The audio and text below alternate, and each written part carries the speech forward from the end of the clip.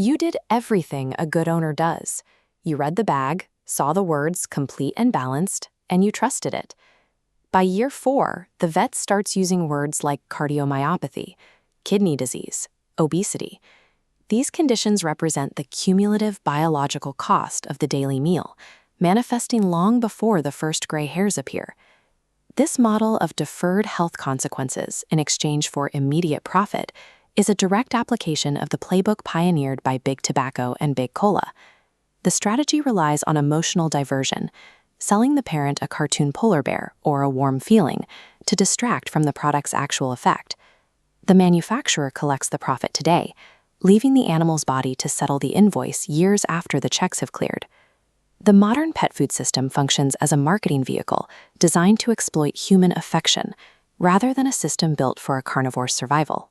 To understand how this strategy alters the food, we have to look at the manufacturing floor. These raw ingredients are violently blasted at 150 to 180 degrees Celsius. This extreme heat denatures the proteins, destroying the very nutrients the packaging claims to provide.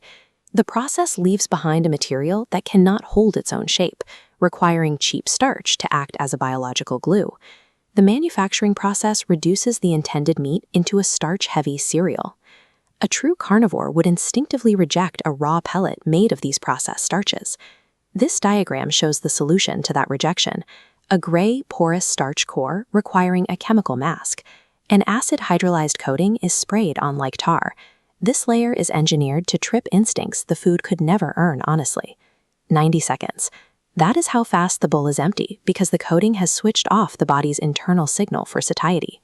This rapid consumption is a calibrated laboratory dependency masquerading as a healthy appetite. The engineering continues even in the sterile, authoritative environment of the veterinary clinic. For chronic issues like failing joints, owners are often prescribed a premium diet with total confidence. The factual reality is on the label. Ingredient 1, rice, 51% carbohydrate. A carnivore's metabolism is ill-equipped for a constant intake of rice and starch, which drives the systemic inflammation and metabolic stress seen in chronic cases. This creates a cycle where the owner pays a premium for starch-heavy diets and then pays again for the resulting chronic care and consultations. The prescription diet perpetuates the metabolic conditions of the disease, while the branding promises a cure. You can bypass this commercial system entirely. The strategy is to leave the bag behind, splitting the meal into 2 distinct halves. The first half is the grocery: fresh meat, eggs, and sardines, sourced from the same local vendors you trust for your own kitchen. Taking ownership of the grocery trip restores biological honesty and uncompromised energy to the bowl. The second half is the science. It is a single, cold-pressed 4-gram block that has never, ever been cooked.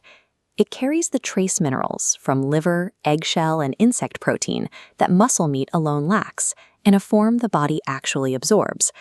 We validated this through 1 million simulations, accounting for every seasonal shift and variation in meat cuts to ensure a 95% confidence interval for safety.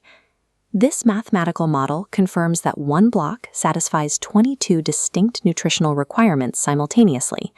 Replacing guesswork with mathematical certainty removes the need for expensive supplement stacks and the deep financial dread of future vet bills. There is a sound an animal makes when the food is finally right. It is a growl, a deep biological instinct agreeing with the meal. No regulator is coming to fix this industry playbook for you. The bag won't become honest. You must take ownership of the bowl to let biology win, before the compounding veterinary bills take ownership of you.